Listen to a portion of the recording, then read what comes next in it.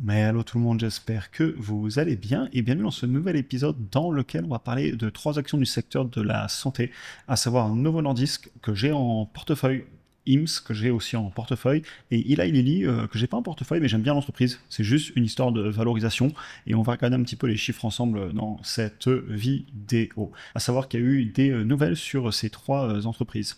Juste avant d'attaquer la vidéo, pour information, pour les membres informés de la communauté, on a fait une vidéo cette semaine dans laquelle on passait notamment sur BHP, AXA, Umicore, Nintendo et Wix. La semaine d'avant, on avait fait aussi ServiceNow, ABB. N'hésitez pas à aller retourner les voir si ça vous intéresse. Et pour ceux qui veulent nous rejoindre pour avoir accès à des vidéos et une communauté d'investisseurs au-delà de YouTube, n'hésitez pas, c'est sans engagement et ça vous permet de découvrir le travail qu'on fait en plus, aussi de soutenir la chaîne. Et au bout d'un mois, si vous voulez repasser sur YouTube, c'est tout à fait possible. Et pour ceux qui veulent aussi de la formation, c'est disponible via l'offre annuelle. Allez, on attaque avec la vidéo et bien évidemment, comme d'habitude, il s'agit en aucun cas de conseil en investissement. Tout d'abord, Novo Nordisk. Alors, cette entreprise, pendant longtemps, pendant toute la baisse, c'était clairement non pour moi. Et je l'ai trouvé assez cher et j'avais des gros problèmes avec la direction qui ont fait plusieurs décisions qui, je pense, m'ont été au mieux étonnantes, au pire, selon chacun ce que pensera des erreurs. Et ils ont changé la direction et ils ont commencé à faire des choses qui me plaisaient, ce qui fait que pendant la forte baisse vers ici au niveau de ma souris, j'avais pu rentrer, notamment avec un call qui est aujourd'hui là plus 40% dessus. Et donc je suis exposé, je contrôle une centaine d'actions à un prix de 45 dollars avec le ticker NVO côté à New York, sachant que c'est aussi une entreprise éligible PEA qui est cotée aussi en Europe. Et ce qui m'avait décidé à rentrer dessus, c'était que justement la direction notamment avait annoncé qu'enfin ils allaient arrêter peut-être de, entre guillemets, de combattre des entreprises comme Hims Earth qui justement savent se mettre en face du patient et résoudre des problèmes dans certains pays où le système médical ne fonctionne pas toujours bien. Et j'avais aussi aimé le fait qu'ils investissent beaucoup dans le monde des peptides, où ils sont depuis le début, sauf que c'est un monde dans lequel on est en train d'avoir de plus en plus d'innovation.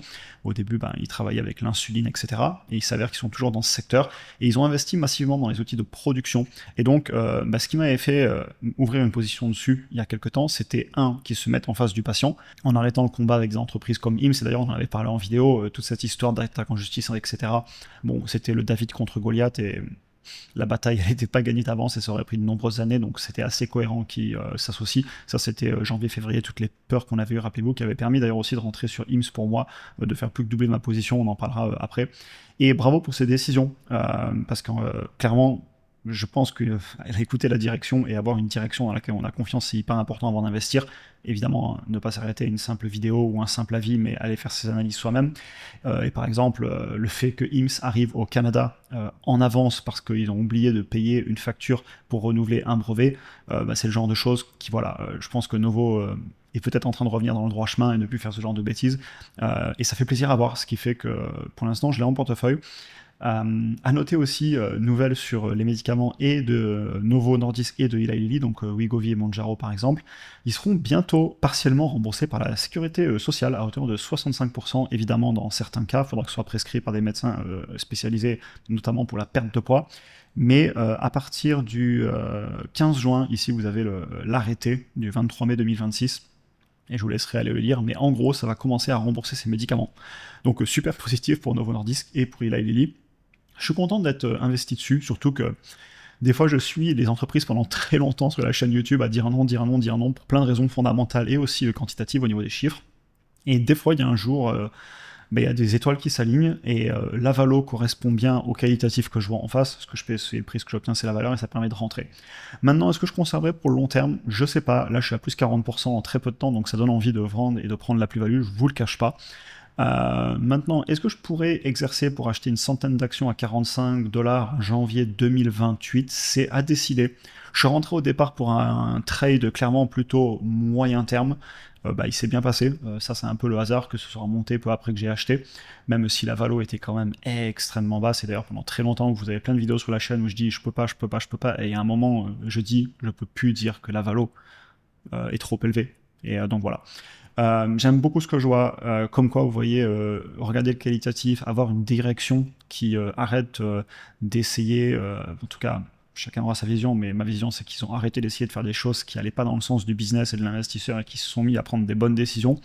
bah, ça change beaucoup de choses, même au niveau du narratif en bourse, forcément, ça peut aider. Donc voilà un petit peu. Pour l'instant, je conserve, mais bon, franchement, à tout moment, je pourrais prendre ma plus-value, je verrai. Je serai capable de revendre ce call ou de l'exercer si en fait je continue à voir le qualitatif qui s'améliore, de plus en plus de bonnes nouvelles et que la hausse ne se fait pas trop vite. Pourquoi pas en acheter une centaine, j'ai rien contre. Mais pour l'instant, j'ai un portefeuille via un call. Donc voilà un petit peu pour Novo Nordisk, plutôt des bonnes nouvelles, aussi bien là sur ce remboursement partiel que de façon générale le fait qu'ils ont des gros moyens de production, que le monde des peptides, il est en train de se passer plein de choses, c'est en train d'exploser. Et ben, il va quand même falloir produire des médicaments validés par des usines et non pas des choses qu'on peut pour l'instant acheter un petit peu sur Internet pour seulement des essais cliniques, comme si les gens les achetaient que pour ça. Je pense que oui, de toute façon, évidemment que les gens les achètent que pour des essais et pas pour s'injecter eux-mêmes. Mais très intéressant ce qui se passe dans ce secteur et je suis content d'y être exposé via Novo Nordisk.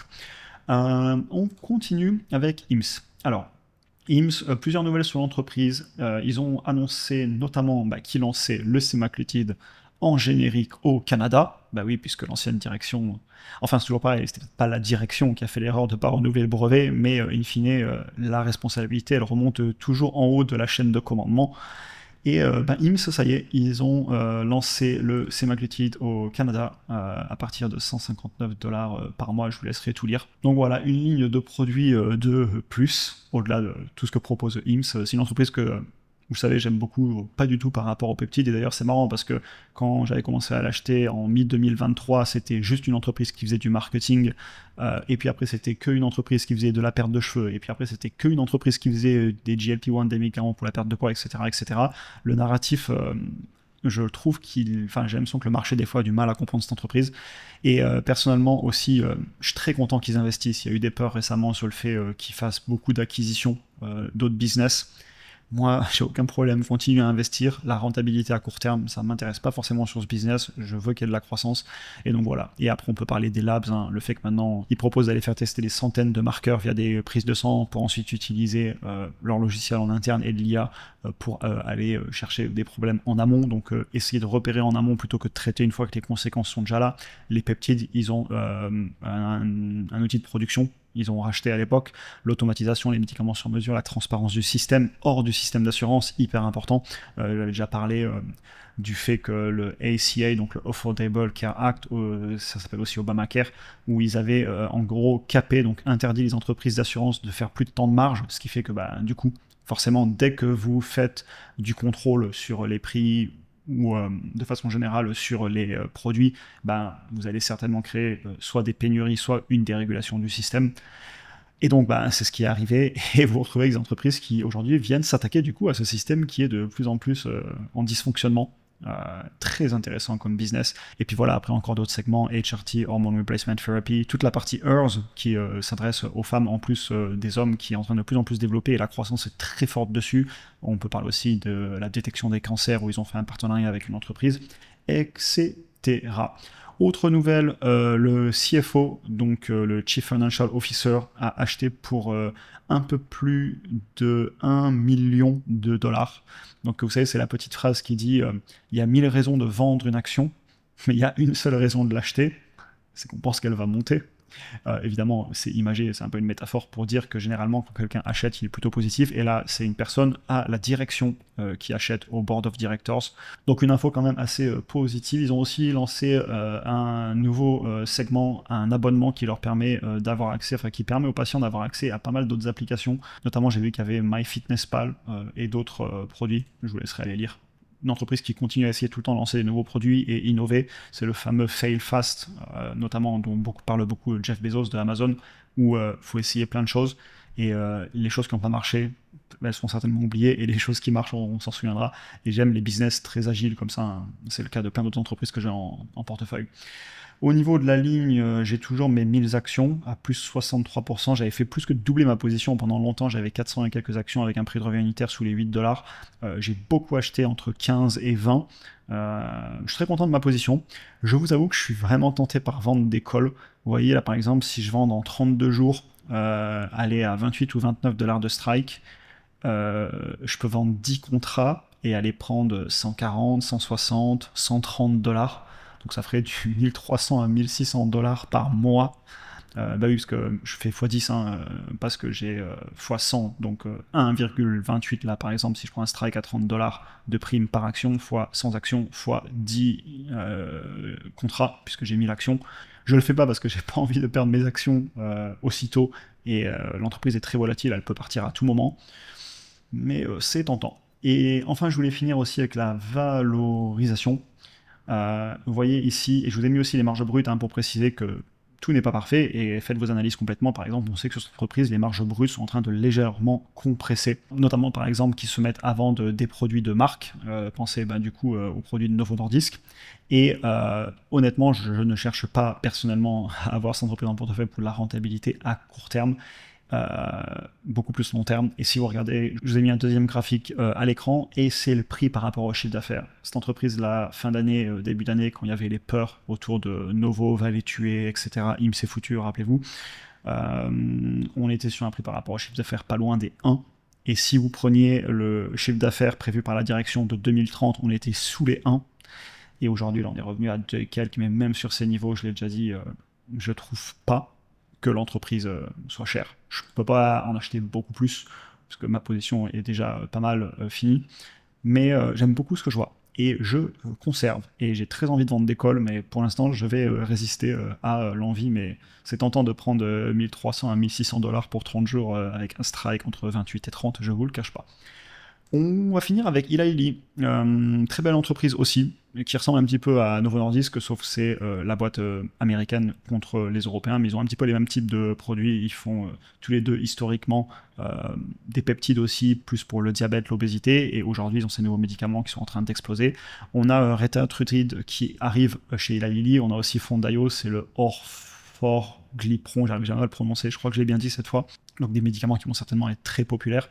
Juste, il faut se convaincre sur cette boîte que la tendance va tenir sur la croissance et les marges pour justifier une valorisation, parce que autant IMSS, je la trouve toujours pas chère, et Novo, pendant la baisse j'ai acheté, donc je la trouvais pas chère non plus. Autant Eli Lilly est beaucoup plus valorisé. Pour aller chercher un prix de pas loin des 1000 dollars, il faut aller prendre dans ce cas-là des marges sur flux de trésorerie opérationnel de plus de 40%, et même sur les bénéfices du même ordre de grandeur, pour en tout cas les justifier dans les 1000 dollars de prix, sachant que c'est à peu près où cote l'entreprise en ce moment. Je vais vous le montrer, LLY, le ticker. Vous voyez ici on est à 1100, et en fait c'est pas impossible, mais il faut s'en convaincre, parce que si vous regardez par exemple, si je prends les marges de flux de trésorerie opérationnel, pendant assez longtemps on se baladait globalement entre 15, 20, 25, mais aller chercher des 30, 40, comme ça s'est fait récemment là, sur certains trimestres, c'est pas si simple que ça. Et le problème, c'est que pour aller chercher des telles marges sur le long terme, il va falloir pouvoir maintenir une grosse capacité à fixer les prix. Je sais pas s'ils y arriveront. Et vous voyez, là, on a des gros pics. Regardez ici, hein, vous avez fait des 26%, des 50%, les marges nettes aussi. 34, 37, 36, sauf que il y a encore quelques trimestres, il y a 2-3 ans, on était plutôt dans les 20, 25, 23. Et je me demande si la valorisation s'est pas emballée, et le marché, en tout cas ça c'est mon hypothèse, hein, je sais pas ce que le marché a dans sa tête, c'est tous les acteurs du marché, mais il y a une forte accélération du chiffre d'affaires. Si vous êtes en trimestriel, je vais vous le mettre en 12 mois glissement. C'est impressionnant, je ne peux pas dire le contraire, il faut se convaincre qu'il y aura autant de croissance. Moi, dans mes projections, je m'étais mis à 20% pour cette année, puis après je l'avais quand même fait ralentir, 25 fois payer les flux de trésorerie opérationnels, et à 20% de marge, j'étais à 400 à payer. Donc voilà, on est loin, et pour justifier un prix plus élevé, je pense qu'il faudrait aller chercher des marges beaucoup plus élevées avec un produit qui aurait vraiment une grosse capacité à fixer les prix. C'est pas impossible, mais faut s'en convaincre. Et d'ailleurs, si je vous montre les ratios de prix, hein, actuellement, sans même parler de projection, hein, on est sur du 14-15 fois le chiffre d'affaires. On était à 11-12 fois récemment. Et historiquement, c'est plutôt une entreprise qui s'est payée plus bas, quoi. Donc oui, elle est chère en ce moment. Est-ce qu'elle le justifiera un jour ? C'est pas impossible, ne jamais dire jamais. Si la croissance continue et que les marges continuent de s'apprécier, c'est très possible. D'ailleurs, on peut aller voir ce que disent les analystes. Par exemple, si je le mets à 2030 sur le chiffre d'affaires, 129 milliards, 2031, 137. Et moi, vous voyez, je suis à 136 en 2031. Donc même au niveau de la croissance du chiffre d'affaires, les analystes, ils ont mis à peu près les hypothèses que j'ai. Donc clairement, il faut aller chercher et de la marge et ou un très fort ratio payé par le marché. Et si je vous mets un prix par rapport au flux de trésorerie opérationnel payé en ce moment, le marché paye ça entre 40 et 50 fois en ce moment. Donc, personnellement, ce que je paye, c'est le prix, ce que j'obtiens, c'est la valeur.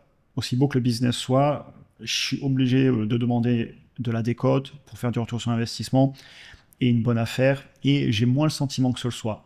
Et je pense certainement que c'est une entreprise de qualité. Et bravo à ceux qui sont dessus, et bravo à elle pour être valorisée aussi cher par le marché. Mais moi, j'aurais besoin de la payer moins cher. Mais ça n'enlève rien au fait que le business ait une performance absolument incroyable. Donc voilà un petit peu pour ces 3 entreprises. Comme je vous le disais, il est un peu cher à mon goût. IMS, je conserve, je n'en achète plus spécialement, même si je la trouve pas si chère que ça. Je n'en aurais pas en portefeuille, je me poserais des questions, sérieusement. Et Novo, je verrai. Est-ce que je prends ma plus-value? Franchement, je suis tenté. Je pourrais aussi vendre des calls, c'est ce que je vous disais aussi, vu qu'on doit être in the money, hein, elle est à 45 et quelques, et de toute façon, au pire, je peux vendre un call avec un strike plus élevé à 50, 55.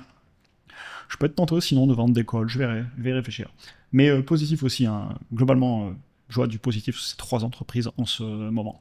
J'espère qu'elles vous auront intéressé. C'était plus une mise à jour pour vous tenir au courant du secteur, de ce qui se passe en ce moment, parce que je suis exposé dessus et je sais que beaucoup parmi vous le sont aussi, soit sur Novo qui intéresse pas mal de monde, soit sur IMS. Eli, je sais pas si vous êtes dessus, dites-moi en commentaire, ça va être intéressant d'en parler. Je vous souhaite une excellente journée à tous. Pour ceux qui veulent rejoindre, comme je vous le disais, vous avez les liens en description pour avoir accès à la communauté, les vidéos qu'on fait au quotidien, etc. Mais en plus, c'est un engagement, donc ça vous permet de découvrir tout le travail. Je vous souhaite une excellente journée à tous et à très bientôt pour un prochain épisode.